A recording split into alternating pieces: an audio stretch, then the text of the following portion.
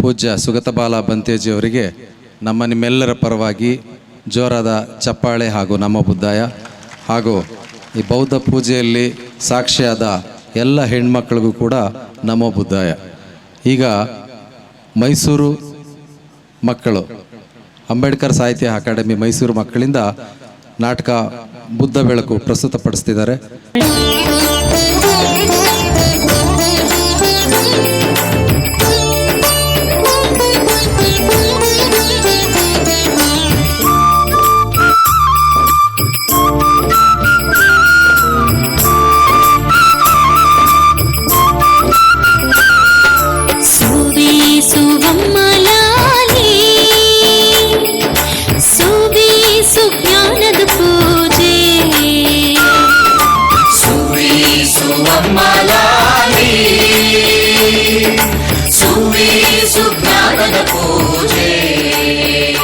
ಓ ಜನರೇ, ನಾವು ನಿಮಗೊಂದು ಕಥೆಯನ್ನು ಹೇಳಲು ಬಂದಿದ್ದೇವೆ.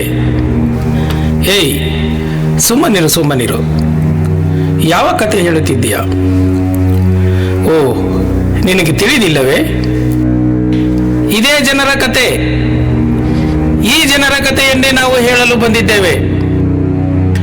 5,000 ವರ್ಷಗಳ ಹಿಂದೆ ಇವರು ಹೇಗೆ ಬದುಕಿದ್ದರು ಗೊತ್ತೇ? ಆ ಕಥೆಯನ್ನು ಹೇಳಲು ಬಂದಿದ್ದೇವೆ. ಹೌದಾ? ಹೇಳು ನೋಡೋಣ. ಸುಮ್ಮನಿರು. ಯಾವುದೋ ಒಂದು ಶಬ್ದ ಕೇಳಿ ಬರುತ್ತಿದೆ. ಅದು 5,000 ವರ್ಷಗಳ ಹಿಂದಿನ ಶಬ್ದವೇ ಇರಬೇಕು. ಕೇಳಿಸಿಕೋ.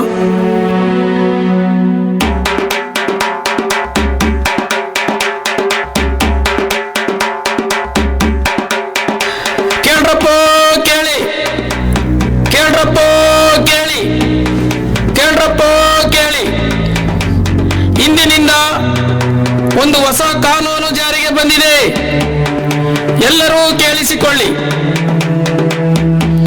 ಯಾರು ನಮ್ಮ ಧರ್ಮಶಾಸ್ತ್ರಗಳನ್ನು ಒಪ್ಪುವುದಿಲ್ಲವೋ, ಯಾರು ನಮ್ಮ ಗುಲಾಮರಾಗಲು ಒಪ್ಪುವುದಿಲ್ಲವೋ, ಯಾರು ನಮ್ಮ ಆಚಾರ ವಿಚಾರ ಸಂಪ್ರದಾಯಗಳನ್ನು ಒಪ್ಪಲು ಸಿದ್ಧವಿಲ್ಲವೋ ಅಂತಹವರನ್ನು ಈ ಊರಿನಿಂದ ಹೊರಗೆ ಇಡಲು ನಿರ್ಧರಿಸಲಾಗಿದೆ.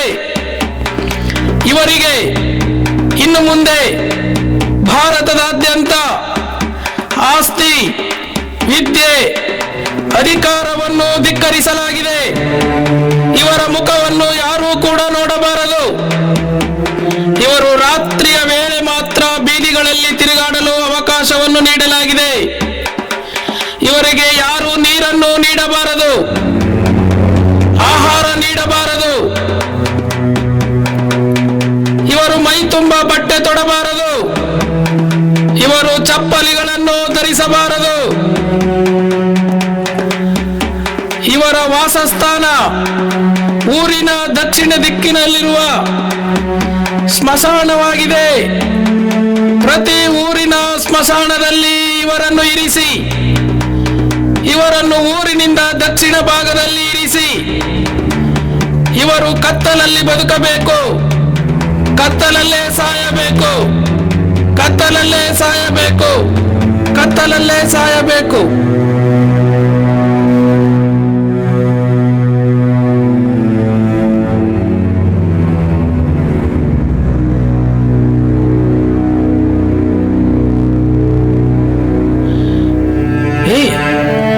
ಏನು ಹೇಳುತ್ತಿರುವೆ? ಈಗೆಲ್ಲ ಇತ್ತೆ. ಇನ್ನು ಇದೇ ಕೇಳಿಸಿಕೋ, ಅದೇ ಕೇಳಿಸಿಕೋ, ಆ ಶಬ್ದವನ್ನೇ ಕೇಳಿಸಿಕೋ. ಇನ್ನು ಮುಂದುವರೆದು ಇವರು ಬೀದಿಗಳಲ್ಲಿ ಬರಬಾರದು. ಬೀದಿಯಲ್ಲಿ ಬರುವುದಾದರೆ ಮಠ ಮಧ್ಯಾಹ್ನ ಮಾತ್ರ ಬರಬೇಕು. ಯಾಕೆಂದರೆ ಸೂರ್ಯನು ಇವರ ನೆತ್ತಿಗೆ ಬಿಡಬೇಕು. ಇವರ ನೆರಳನ್ನು ಇವರೇ ತುಳಿಯಬೇಕು. ಇವರು ಬೀದಿಗಳಲ್ಲಿ ತಿರುಗುವಾಗ ರಸ್ತೆಗಳ ಮೇಲೆ ಉಗುಳಬಾರದು. ಇವರ ಉಗುಳನ್ನು ಇವರೇ ಉಗಿತುಕೊಳ್ಳಲು ಕುತ್ತಿಗೆಗೆ ಒಂದು ಕಂಟೆಯನ್ನು ಕಟ್ಟಬೇಕು. ಯಾಕೆಂದರೆ ಇವರ ಉಗುಳು ಅಪವಿತ್ರವಾದದ್ದು. ನಡೆದಾಡುವಾಗ ಬೇರೆ ಬೀದಿಗಳಲ್ಲಿ, ರಸ್ತೆಗಳಲ್ಲಿ ಇವರ ಹೆಜ್ಜೆ ಗುರುತುಗಳು ಇರಬಾರದು. ಅವು ಅಪವಿತ್ರವಾದವು. ಹಾಗಾಗಿ ಇವರು ನಡುವಿಗೆ ಒಂದು ಪೊರಕೆಯನ್ನು ಕಟ್ಟಿಕೊಳ್ಳಬೇಕು. ಆ ಪೊರಕೆಯಿಂದ ಇವರ ಹೆಜ್ಜೆ ಗುರುತುಗಳನ್ನು ಅಳಿಸಬೇಕು. ಇವರು ಮೈ ತುಂಬ ಬಟ್ಟೆ ಧರಿಸಬಾರದು. ಇವರು ಹೀಗೆ ಜೀವಿಸಬೇಕು, ಹೀಗೆ ಜೀವಿಸಬೇಕು, ಹೀಗೆ ಜೀವಿಸಬೇಕು.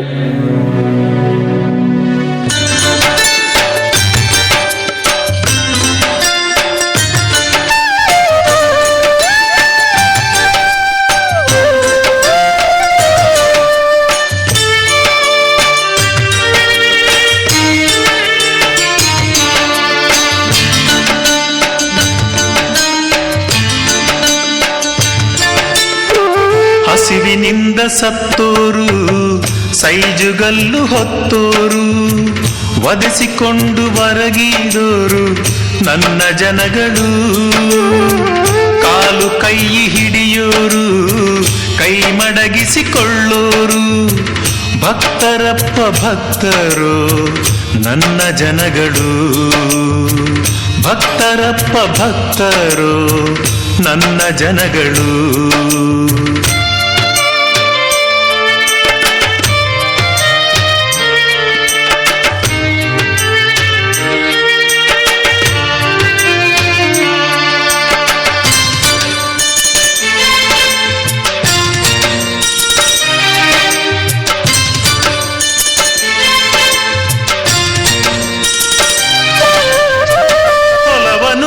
ಬಿತ್ತೋರು, ಬೆಳೆಯ ಕೊಯ್ದು ಬೆವರೋರು, ಬಿಸಿಲಿನಲ್ಲಿ ಬೇಯೋರು ನನ್ನ ಜನಗಳು.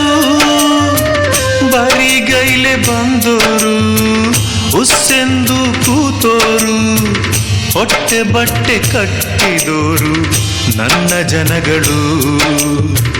ಹೊಟ್ಟೆ ಬಟ್ಟೆ ಕಟ್ಟಿದೋರು ನನ್ನ ಜನಗಳು. ಅಯ್ಯಯ್ಯೋ, ಅಯ್ಯಯ್ಯೋ, ಯಾರಾದ್ರೂ ಕಾಪಾಡಿ, ಯಾರಾದ್ರೂ ಕಾಪಾಡ್ರಪ್ಪ. ನನ್ನ ಮಗನಿಗೆ ಹಾವು ಕಚ್ಚಿದೆ, ನನ್ನ ಮಗುವಿಗೆ ಹಾವು ಕಚ್ಚಿದೆ.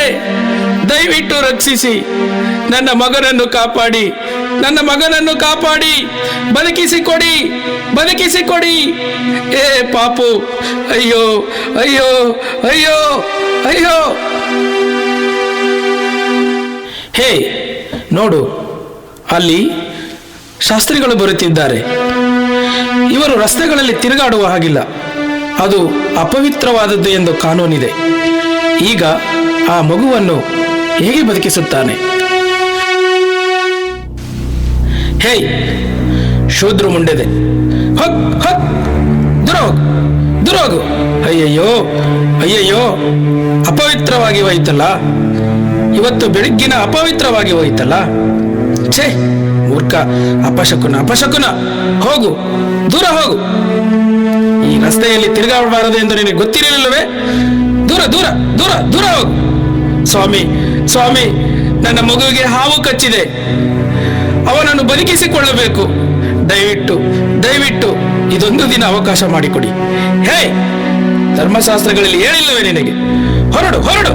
ಅಪವಿತ್ರ ಅಪವಿತ್ರ ಅಪವಿತ್ರ. ಛೀ, ಅಯ್ಯೋ ನನ್ನ ಮಗು ಇನ್ನೇನೋ ತೀರಿ ಹೋಗುವ ಕ್ಷಣ ಬಂದಿದೆ. ಇದಕ್ಕೆ ಕೊನೆ ಇಲ್ಲವೇ? ಈ ಕೆಟ್ಟ ವ್ಯವಸ್ಥೆಗೆ ಸಾವೇ ಇಲ್ಲವೇ? ನಮ್ಮನ್ನು ಮನುಷ್ಯರನ್ನಾಗಿ ಮಾಡುವವರು ಯಾರೂ ಇಲ್ಲವೇ? ಯಾರು ಯಾರು ಯಾರು ಯಾರು? ಅಯ್ಯೋ, ಯಾರು ಯಾರು ಯಾರು ಯಾರು?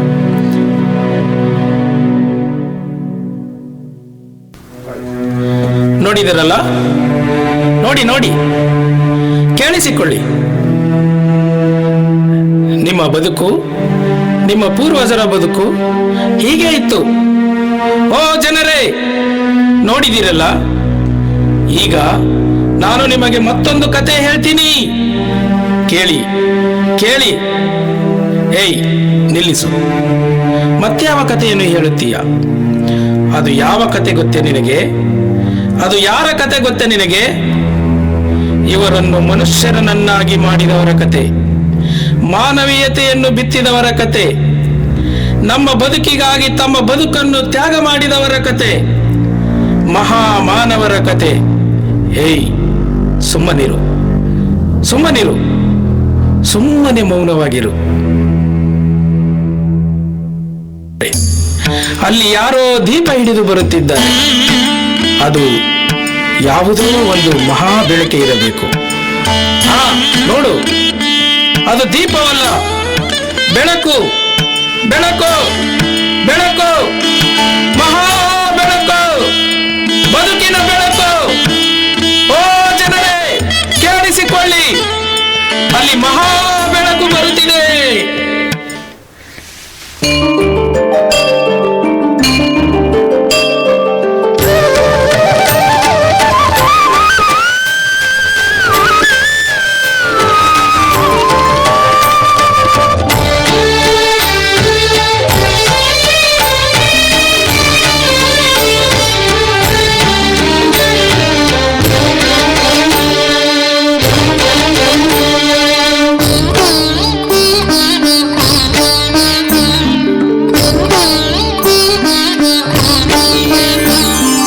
ಜಗದ ಮೊದಲ ಬೆಳಕು ಬುದ್ಧ,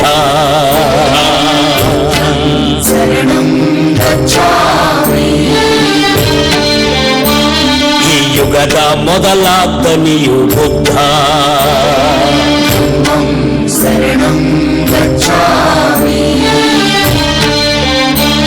ಈ ನೆಲದ ಮೊದಲ ಪ್ರೀತಿ ಬುದ್ಧ,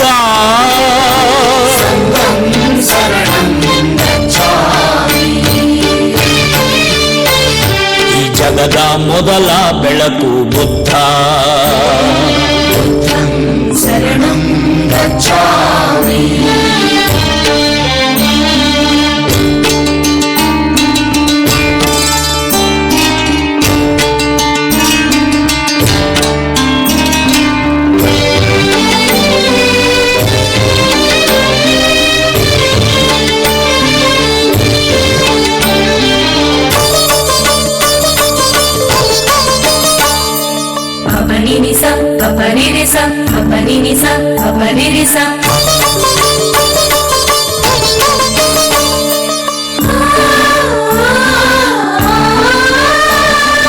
ಭರತ ಖಂಡದ ಮಾತೃಭೂಮಿಯಲ್ಲಿ ಜನಿಸಿ ಪ್ರೀತಿ ಪ್ರೇಮದ ಗಿಣಿಯ ಸಮನಾಗಿ ಸುರಿಸಿ, ಭರತ ಖಂಡದ ಮಾತೃಭೂಮಿಯಲ್ಲಿ ಜನಿಸಿ ಪ್ರೀತಿ ಪ್ರೇಮದ ಜಿಡಿಯ ಸಮನಾಗಿ ಸುರಿಸಿ, ಮನೋವಿಕಾರಗಳ ತಿದ್ದಿ ಮನವರಿಕೆಯ ಮಾಡಿ ಕಳಚಿ ಹೋದ ಮಾನವೀಯ ಕೊಂಡಿಗಳ ಕೂಡಿ ಸರ್ವ ಜೀವರಾಶಿಗಳು ಪಲ್ಲವಿಸುವ ಬೆಳಕ ನೀಡಿ, ಈ ಧಮ್ಮ ಪ್ರಜ್ವಲಿಸಲಿ ಭೂಮಿ ಇರುವ ತನಕ, ಈ ಧಮ್ಮ ಪಸರಿಸಲಿ ಬಾನ ಮುಗಿಲ ತನಕ.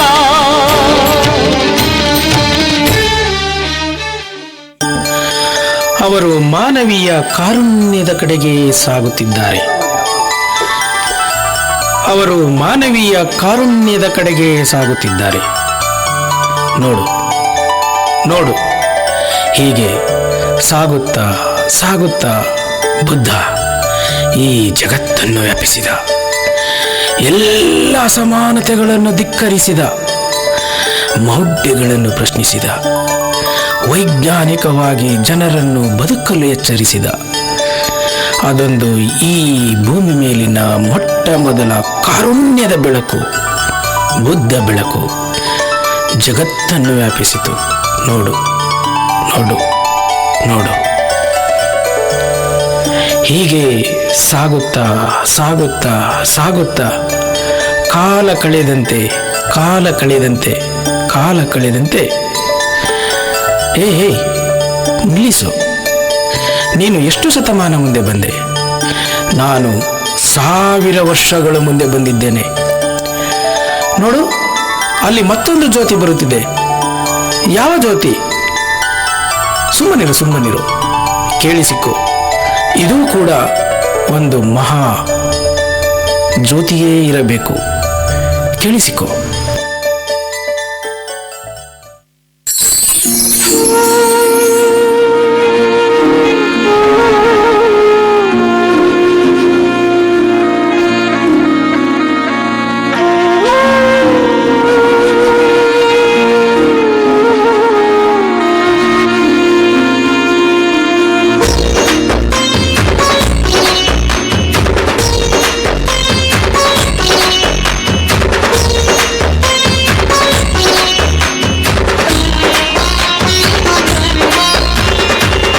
ಗುಡಿಸಲ ಜ್ಯೋತಿ ಊರೂರ ಸುತ್ತಿ ಗುಡಿಸಲ ಜ್ಯೋತಿ ಊರೂರ ಸುತ್ತಿ ಗುಡಿಯನ್ನು ಬೆಳಗಿತು ಜ್ಯೋತಿರ್ಲಿಂಗ ಜ್ಯೋತಿರ್ಲಿಂಗ ಗುಡಿಯನ್ನು ಬೆಳಗಿತು ಜ್ಯೋತಿರ್ಲಿಂಗ ಜ್ಯೋತಿರ್ಲಿಂಗ ನಿನ್ನ ಕೂಡಲು ಕರುಣೆಯ ಕರುಣಿಸು ಮನಸಂಗವ ಬಯಸಿದೆ ಕರುಣಿಸು ನಿನ್ನ ಕೂಡಲು ಕರುಣೆಯ ಕರುಣಿಸು ಮನಸಂಗವ ಬಯಸಿದೆ ಕರುಣಿಸು ಕೂಡಲ ಸಂಗಮ ದೇವ ಕೂಡಲ ಸಂಗಮ ದೇವ ಕೂಡಲ ಸಂಗಮ ದೇವ ಕೂಡಲ ಸಂಗಮ ದೇವ ಗುಡಿಸಲ ಜ್ಯೋತಿ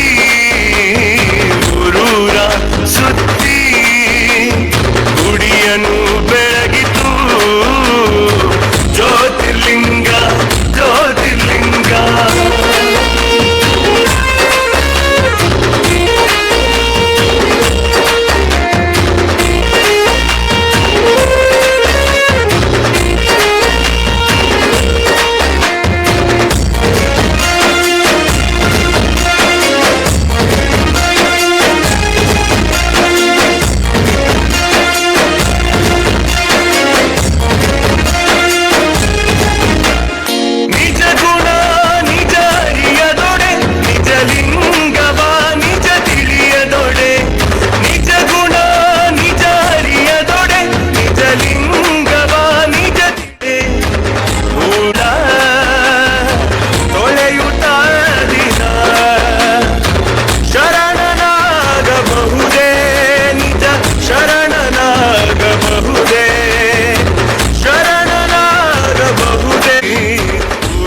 ಇವನಾರವ ಇವನಾರವ ಇವನಾರವ ಎನಿಸಿದಿರಯ್ಯ ಇವನಮ್ಮವ ಇವನಮ್ಮವ ಇವನಮ್ಮವ ಎಂದೆನಿಸಯ್ಯ. ದಯ ಇಲ್ಲದ ಧರ್ಮವ್ಯಾವುದು? ದಯ ಇರಬೇಕು ಸಕಲ ಪ್ರಾಣಿಗಳಲ್ಲಿ. ಓ ಶರಣರೇ, ಓ ಶರಣರೇ, ಓ ಶರಣರೇ. ಕೇಳಿಸಿತ ನಿನಗೆ? ಆ ಶಬ್ದ ಕೇಳಿಸಿತ ನಿನಗೆ? ನೋಡು, ಅವರು ಮತ್ತಿನ್ನೇನೋ ಹೇಳುತ್ತಿದ್ದಾರೆ. ನೀರ ಕಂಡಲ್ಲಿ ಮುಳುಗುವರೆಯ, ಮರನ ಕಂಡಲ್ಲಿ ಸುತ್ತುವರೆಯ, ಒಣಗುವ ಮರವ ಬತ್ತುವ ಜಲವ ಮೆಚ್ಚಿದವರು ನಿಮ್ಮನ್ನೆತ್ತ ಬಲ್ಲರು ಕೂಡಲ ಸಂಗಮ ದೇವ. ಹೀಗೆ ಮತ್ತೊಂದು ಜ್ಯೋತಿ ಬಂತು. ಜಗದ ಕೊಳೆಯನ್ನು ತೊಳೆಯಲು ಮತ್ತೊಂದು ಜ್ಯೋತಿ ಬೆಳಗಿತು. ಹೀಗೆ ಸಾಗುತ್ತಾ ಸಾಗುತ್ತಾ ಸಾಗುತ್ತಾ ಅವರು ದಯೆಯನ್ನು ಬಿತ್ತಿ ಹೋದರು. ದಯೆಯನ್ನು ಬಿತ್ತಿ ಹೋದರು. ಜನರೆಡೆಗೆ ಸಾಗಿದರು. ತಮ್ಮ ಬಾಹುಗಳಿಂದ ಜನರನ್ನು ಆಲಂಗಿಸಿದರು. ಜನರೊಳಗೆ ಬದುಕಿದರು. ಜನರೊಳಗೆ ಬದುಕಿದರು. ಜನರೊಳಗೆ ಬದುಕಿದರು. ಹೇ, ನಿಲ್ಲಿಸು ನಿಲ್ಲಿಸು. ನನಗೆ ಮತ್ತೊಂದು ಶಬ್ದ ಕೇಳಿಸುತ್ತಿದೆ. ಅದು ಯಾವುದೋ ಶಬ್ದವಿರಬೇಕು. ಅದು ಹೀಗೆಯೇ ಮತ್ತೊಂದು ಬೆಳಕಿರಬೇಕು. ಕುಲ ಕುಲ ಕುಲ ಕುಲ ಕುಲವೆಂದು ಒಡೆದಾಡದಿರಿ, ಕುಲ ಕುಲ ಕುಲ ಕುಲ ಕುಲವೆಂದು ಒಡೆದಾಡದಿರಿ, ಕುಲ ಕುಲ ಕುಲ ಕುಲ ಕುಲವೆಂದು ಒಡೆದಾಡದಿರಿ. ನಿಮ್ಮ ಕುಲದ ನೆಲೆಯನ್ನೇನಾದರೂ ಬಲ್ಲಿರ ಬಲ್ಲಿರ ಬಲ್ಲಿರ. ಕೇಳಿಸಿತ ನಿನಗೆ? ಅದು ನಮ್ಮ ಸಂತ ಕನಕದಾಸರೇ ಇರಬೇಕು. ಹೌದು ಹೌದು ಹೌದು. ಹೀಗೆ. ಹೇ, ನೀನು ಎಷ್ಟು ವರ್ಷಗಳು ಮುಂದೆ ಬಂದೆ? ನಾನು 5,000 ವರ್ಷಗಳಿಂದ ನಾನು ಈಗ ಆಧುನಿಕ ಭಾರತದೆಡೆಗೆ ಚಲಿಸುತ್ತಿದ್ದೇನೆ. ಹೀಗೆ ಜಗತ್ತು ಸಾಗುತ್ತಾ ಸಾಗುತ್ತಾ ಸಾಗುತ್ತಾ ಆಧುನಿಕ ಭಾರತವೆಂಬುದು ಹುಟ್ಟಿತು ನೋಡು. ಹೇ, ಕೇಳಿಸಿತ ನಿನಗೆ? ಕೇಳಿಸಿಕೋ ಕೇಳಿಸಿಕೋ. ಕೇಳ್ರಪ್ಪ ಕೇಳಿ, ಕೇಳ್ರಪ್ಪ ಕೇಳಿ. ನಾಳೆ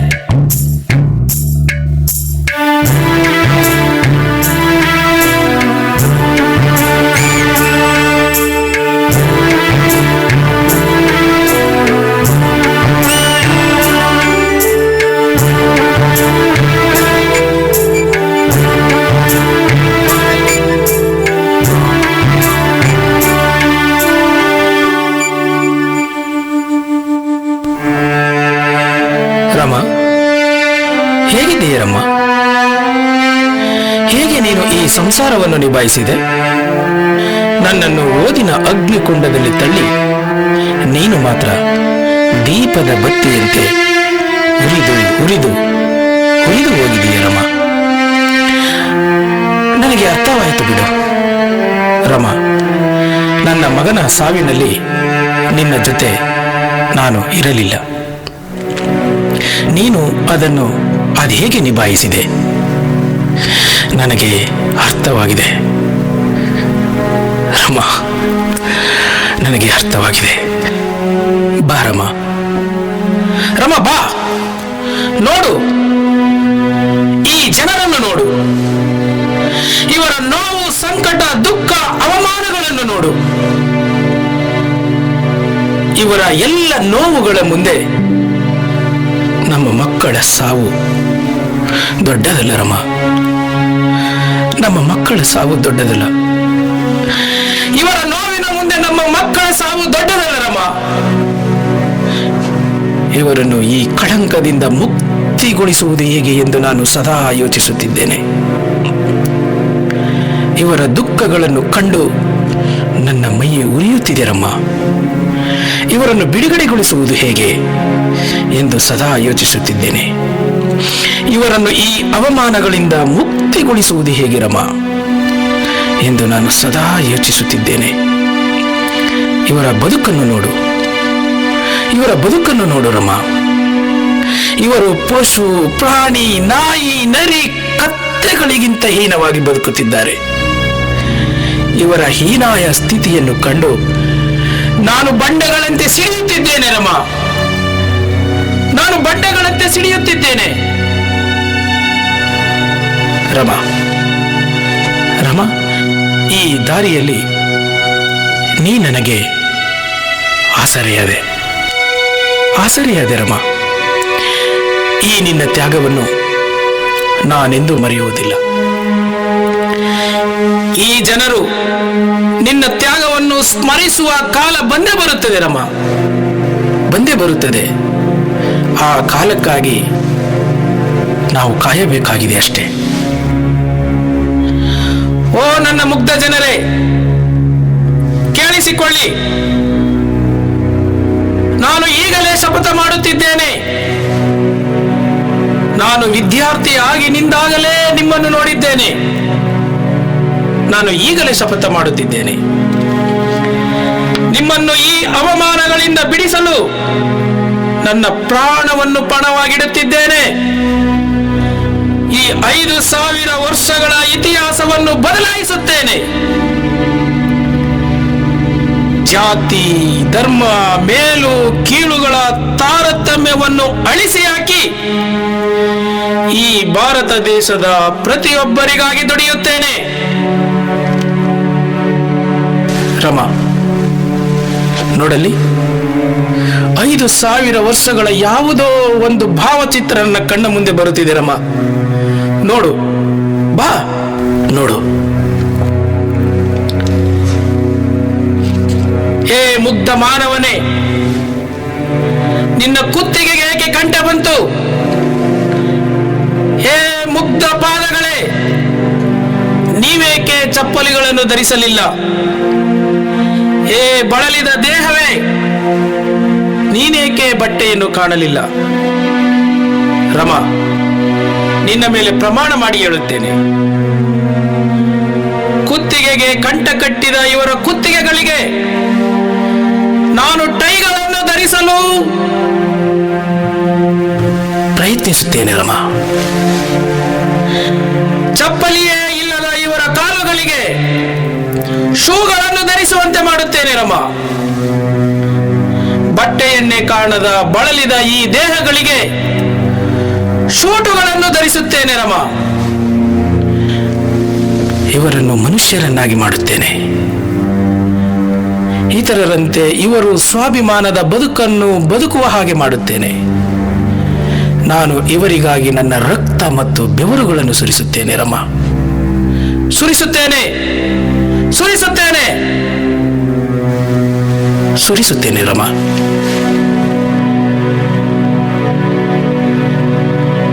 ಓ ನನ್ನ ಜನರೇ, ಕೇಳಿಸಿಕೊಳ್ಳಿ. ನೀವು ಮನುಷ್ಯರಾಗಲು ಇಚ್ಛಿಸಿರಿ, ಮಾನವರಂತೆ ಬದುಕಲು ಇಚ್ಛಿಸಿರಿ, ಘನತೆಯ ಬದುಕಿನಂತೆ ನಡೆಯಿರಿ. ಬನ್ನಿ, ನನ್ನ ಹಿಂದೆ ಬನ್ನಿ, ಬನ್ನಿ, ಬನ್ನಿ, ಬನ್ನಿ.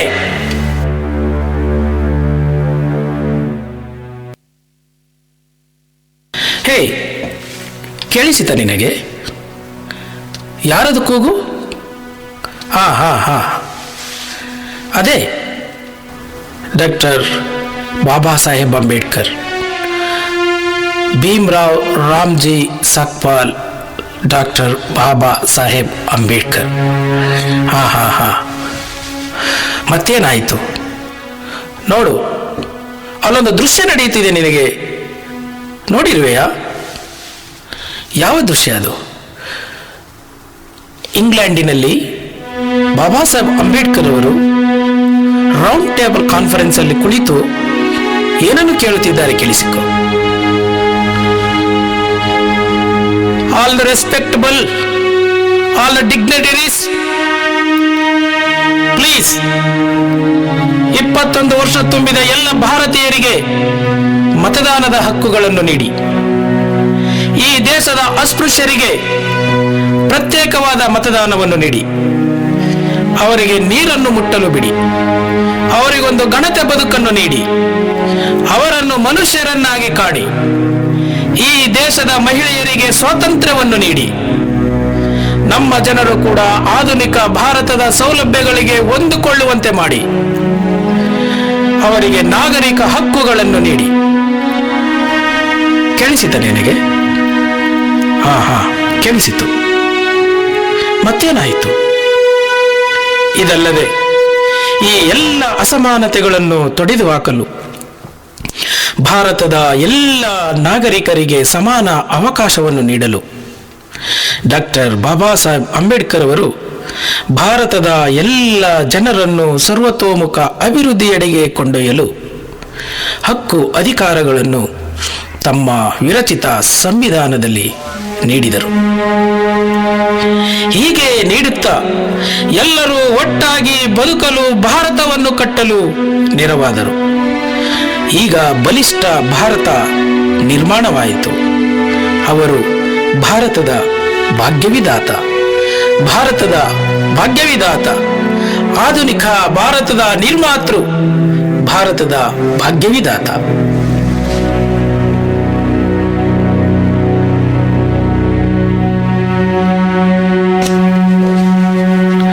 ಅದನ್ನು ಬಿಡು. ಬಾಬಾ ಸಾಹೇಬ್ ಅಂಬೇಡ್ಕರ್ ಅವರು ಮತ್ತೊಂದು ಏನನ್ನು ಹೇಳಿದ್ದಾರೆ, ಕೇಳಿಸಿಕೊ. ಇದು ಇಯೋಲ. ನಾನು ಇಯೋಲದಲ್ಲಿ ನಿಂತು ಶಪಥ ಮಾಡುತ್ತಿದ್ದೇನೆ. ಇದು 1935ನೇ ಇಸವಿ. ಎಲ್ಲ ಭಾರತೀಯರ ಶೋಷಿತರ ಪರವಾಗಿ ನಾನು ಮಾತನಾಡುತ್ತಿದ್ದೇನೆ. ವೈಯಕ್ತಿಕವಾಗಿ ನಾನು ನೊಂದಿದ್ದೇನೆ, ಅವಮಾನಿತನಾಗಿದ್ದೇನೆ. ನನಗೆ ಕುಡಿಯಲು ನೀರನ್ನು ಕೊಟ್ಟಿಲ್ಲ, ಉಳಿಯಲು ಮನೆಯನ್ನು ಕೊಟ್ಟಿಲ್ಲ. ಮಾನಸಿಕವಾಗಿ ನಾನು ಜರ್ಜರಿತನಾಗಿದ್ದೇನೆ. ಆದರೆ ಆ ಎಲ್ಲ ನೋವುಗಳನ್ನು ನಾನು ಮೆಟ್ಟಿ ನಿಂತಿದ್ದೇನೆ. ಪರ್ವತಗಳಂತೆ ನಾನು ಮೇಲೆದ್ದು ಬಂದಿದ್ದೇನೆ, ಬಂಡೆಗಳಂತೆ ಸಿಡಿದಿದ್ದೇನೆ. ಈ ಅಸಮಾನತೆಯ ವಿರುದ್ಧ, ನಿಂದನೆಯ ವಿರುದ್ಧ, ಅವಮಾನಗಳ ವಿರುದ್ಧ ನಾನು ಸಿಡಿಲಿನಂತೆ ಅಬ್ಬರಿಸಿದ್ದೇನೆ. ನಾನು ಹಿಂದೆ ಘೋಷಿಸುತ್ತಿದ್ದೇನೆ, ನಾನು ಹಿಂದುವಾಗಿ ಹುಟ್ಟಿದ್ದೇನೆ, ಆದರೆ ಹಿಂದುವಾಗಿ ಸಾಯಲಾರೆ. ಹೇ, ಕೇಳಿಸಿತ ನಿನಗೆ? ಹಾ ಹಾ, ಕೇಳಿಸಿತು. ಆನಂತರ ಏನಾಯಿತು?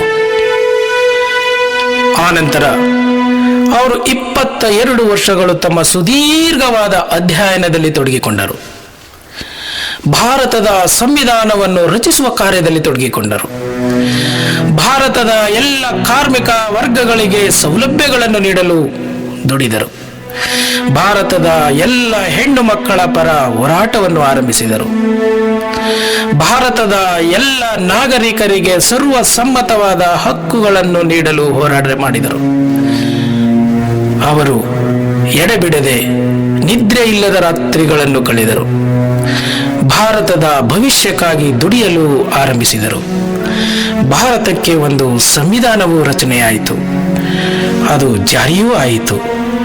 ಅಲ್ಲಿ ನೋಡು, ಓ ಚೇತನವೇ, ಓ ಭಾರತದ ಚೇತನವೇ, ಬಾಬಾ ಸಾಹೇಬ್ ಅಂಬೇಡ್ಕರ್ ಅವರ ತ್ಯಾಗವನ್ನು ಸ್ಮರಿಸು, ತ್ಯಾಗವನ್ನು ಸ್ಮರಿಸು, ತ್ಯಾಗವನ್ನು ಸ್ಮರಿಸು, ತ್ಯಾಗವನ್ನು ಸ್ಮರಿಸು. ಕೇಳ್ರಪ್ಪ ಕೇಳಿ, ಕೇಳ್ರಪ್ಪ ಕೇಳಿ.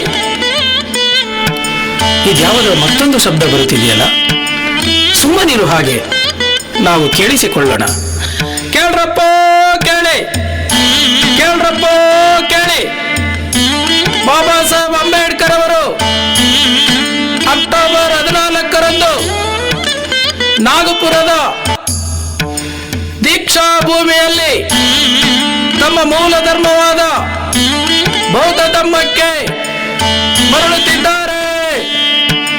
ಅವರು it is not A conversion, it is A reversion ಎಂದು ಹೇಳಿದ್ದಾರೆ. ಎಲ್ಲರೂ ಕೂಡ ಆಗಮಿಸಬೇಕಾಗಿ ಕೋರಲಾಗಿದೆ. ಕೇಳ್ರಪ್ಪ ಕೇಳಿ. ಆನಂತರ ಏನಾಯಿತು ಅದನ್ನು ಅಂಬೇಡ್ಕರ್ ಅವರು ಹೇಳುತ್ತಿದ್ದಾರೆ, ಕೇಳು. ಓ ನನ್ನ ಜನರೇ, ನಾನು ನನ್ನ ಆಧ್ಯಾತ್ಮಿಕ ಗುರುವೆಂದು ಬುದ್ಧನನ್ನು ಸ್ವೀಕರಿಸುತ್ತಿದ್ದೇನೆ. ಓ ನನ್ನ ಜನರೇ, ನಾನು ನನ್ನ ಸಂವಿಧಾನದಲ್ಲಿ ಸಮಾನತೆ, ಸ್ವಾತಂತ್ರ್ಯ, ಸಹೋದರತೆಯನ್ನು ಗೌತಮ ಬುದ್ಧರ ತತ್ವಗಳಿಂದ ಮಾತ್ರ ಪಡೆದುಕೊಂಡಿದ್ದೇನೆ. ಅವರ ಚಿಂತನೆಗಳನ್ನು ನಾನು ಅಳವಡಿಸಿದ್ದೇನೆ. ಈ ನೆಲದಲ್ಲಿ ಸಮಾನತೆಯ ಪರವಾಗಿ ಹೋರಾಟ ಮಾಡಿದ 5,000 ವರ್ಷಗಳ ದಾರ್ಶನಿಕರ ಮೌಲ್ಯಗಳನ್ನು ಅಳವಡಿಸಿದ್ದೇನೆ. ಅದರಲ್ಲಿ ಬುದ್ಧನೇ ಮೊದಲಾಗಿ ನನಗೆ ನಿಲ್ಲುತ್ತಾನೆ.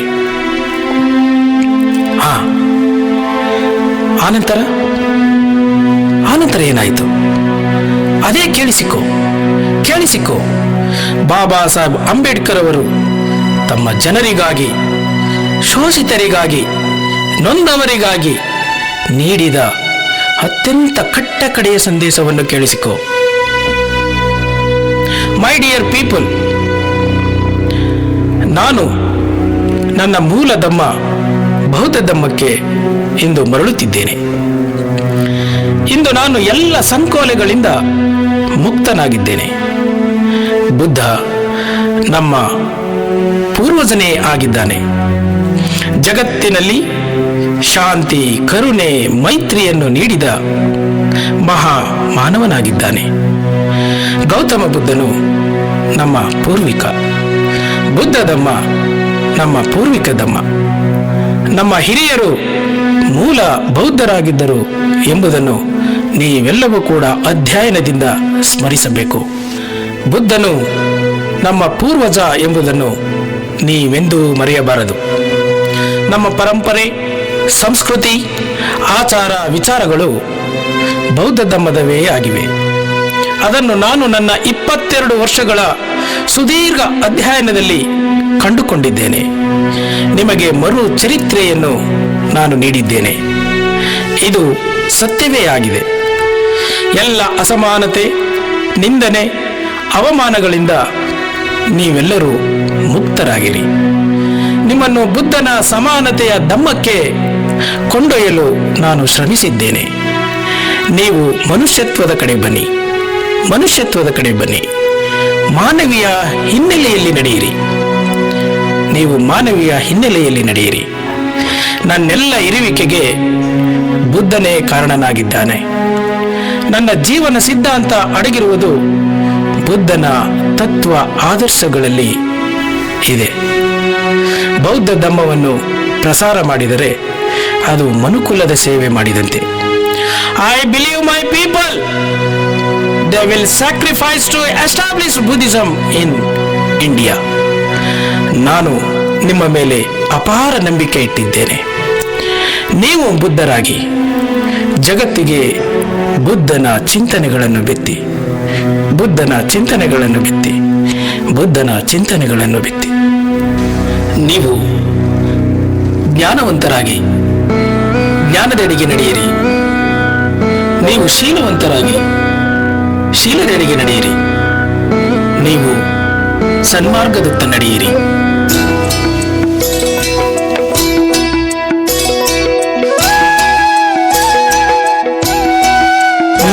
ಜೋರು ಚಪ್ಪಾಳೆ ಹೊರಲಿ ಮಕ್ಕಳಿಗೆ. ಬಹಳ ಅಮೋಘವಾಗಿ ಮಾಡಿದಂತ